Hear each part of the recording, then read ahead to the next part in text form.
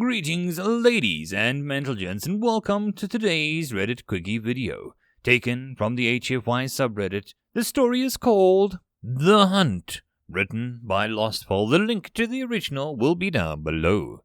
And as always, I hope that you enjoy. Do you think it's hunting us again? Alket asked as he scraped his small arm and claws over part of his back carapace, his larger claws, arms in front of him, ringing over themselves, a sign of nervousness in his chitin-clad species. A realization had set in for how it was ironic that they, the alpha predator of the Onray, had been hunted. Rosrit, the commander, gave him a glare. When the sun goes down, it hunts. Watch each other's backs. No one goes off alone.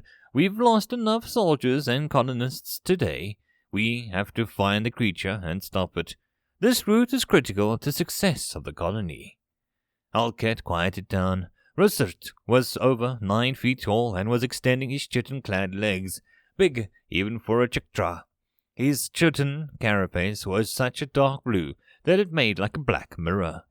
He didn't like having the authority question.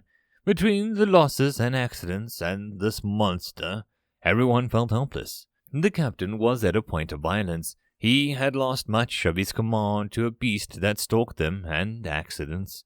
Alket could feel the chitin clatter in fear, an all too common feeling of late. His squad of 5 had drawn patrol tonight. This monster had plagued this colony since it landed. Every night they tried to protect the colony. Every night they lost more of the soldier class. Then, when daylight came, the poor colonists would try to build up more, but there was always an accident. Far too many died in bizarre accidents. None believed it to be pure chance, but no one ever saw exactly what happened. None would voice that they thought it was the beast. The frightening thought would imply that it was more than a beast hunting them. Sitting at the base of a valley, the wall that they had erected around the colony felt more of a pen than protection. Each time a patrol disappeared, or an accident killed more of them, it put more of the remaining on edge. They had been there for 3 months and already had lost 50 soldiers and 200 civilians. Alket was dwelling on this as the gates of the wall creaked open, the moans of the alloy sides in its tracks sounding like a lost soul's heavy shattered nerves. More proof than the haste in which they had put together the construction. He could still pick up the vague scent of burning oil that clung to the air from the fuel dump accident this morning. 10 Chaktra had died in that one, and he had been resting in the barracks when it happened. He couldn't forget how the dark blue chitin carapace breached the white from the heat. He had helped the struggle to put out the fire. Later, in bitterness, he reflected on how they had felt that it had been an ideal location. They had placed the colony next to a river that in a dozen or so miles emptied into the planet's oceans. There was a mountain pass behind it, an old-growth forest on either side. They had easily wiped out the human colony that was already there in a surprise attack.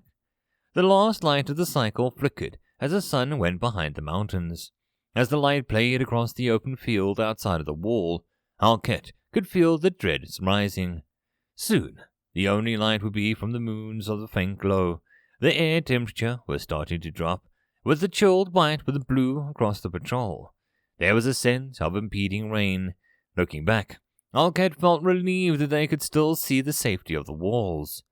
He again cursed the system's lack of second sun that would illuminate the whole cycle. He wished that he could get his claws on that intelligence officer. Bastard had sat there and told them that this planet was near a garden planet.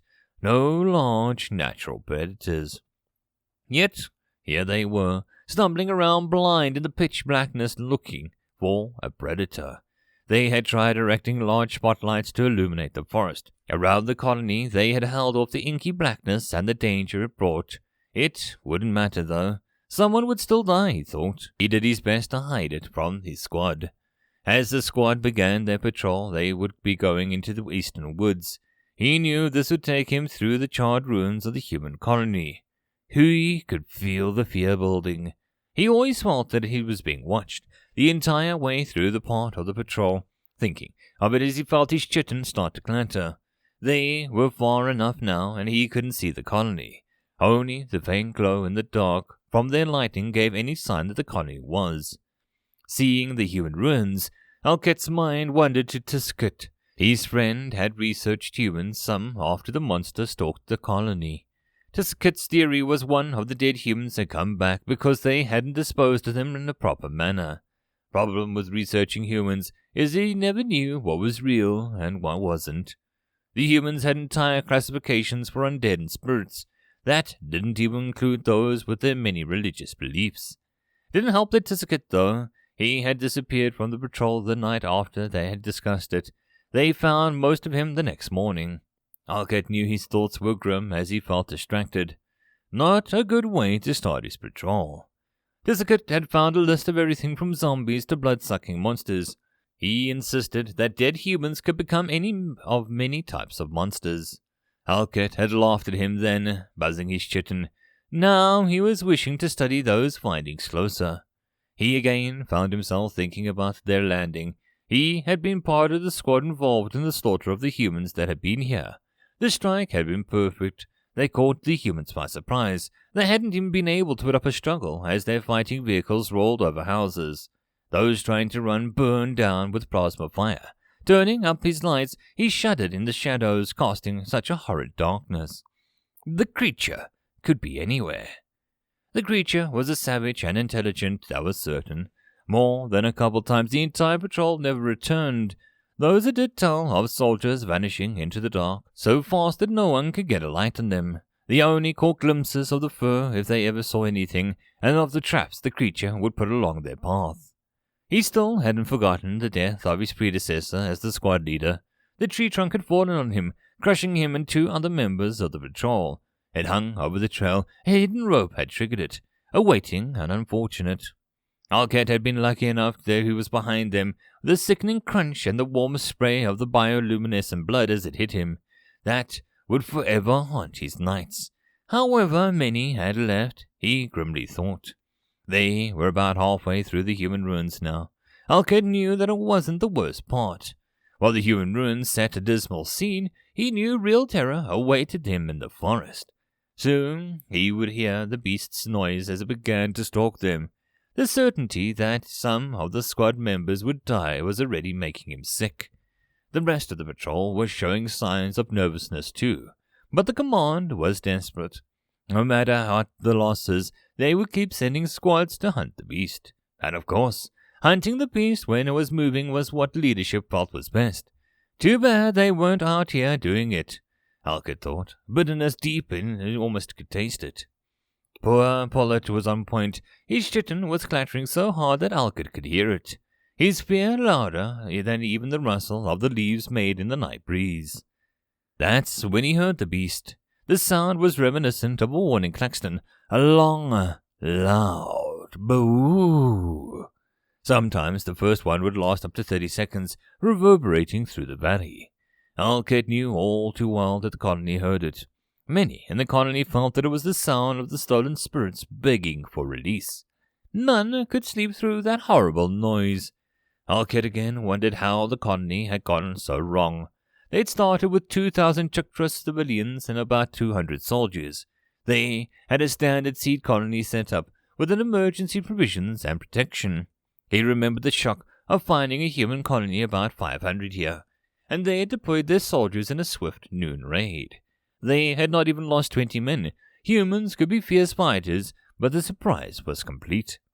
He remembered how, on the first few days, watching the sun glimmer on the river, he had thought it was a perfect colony site. As his patrol approached the woods, he could feel the fear creeping into his veins. He realized that he had never felt fear on this level before. They were conquerors, yet now he felt more like prey. He wondered if this monster had plagued the humans. It likely only turned its attention to the Chuktra once it ran out of easy prey. As they walked through the assigned patrol path, the darkness of the woods seemed to try and swallow them, the lights fighting to keep the tendrils of inky blackness at bay. In the dark, he could hear the calls of the various creatures that called the dark home. The occasional sudden movement in the brush would always make the entire squad jump. Then they would hear the dreaded beast bawoo again, always closer. The smell of Pulitsphere gland was not helping the situation. the alien forest underbrush that had a multi-hued. It played tricks on the eyes with the bright lights, reflecting back dizzying arrays of color. As the chill began to set in, he could feel his body function slow. Were it not for the heated suits, he would have shut down by now. He forgot all that with another bawoo resounded. Riker was right next to him. The whole squad sphere glands emptied at that point. With no other choice, they went deeper into the forest. A sudden crash in the brush next to them caused Pullet to fire his plasma rifle blindly into the woods. Something small and dense was moving fast. Everyone followed his head. None of them hit in the dark. Then the creature ran through their lights across the trail. It was one of the human domesticated farm animals that had fled during their attack. A pig, he seemed to recall. The whole squad started making a buzzing reverberation with the chitin. It was a sign of relieved humor amongst the Chuktra. As the humor died down, he looked back at Taltulik, who was bringing up the rear, about Pullet's folly. That's when he realized Tulik was gone. Vanished at that moment. Alket was a mere feet away and had never heard a sound. Immediately, they went into a defensive circle, calling out for Taralik. Alket hoped to find the young soldier had stepped off the trail and would respond. He knew it wasn't likely, though. In the darkness, he heard the methodical snapping, the sickening noise of chitin crunching and breaking.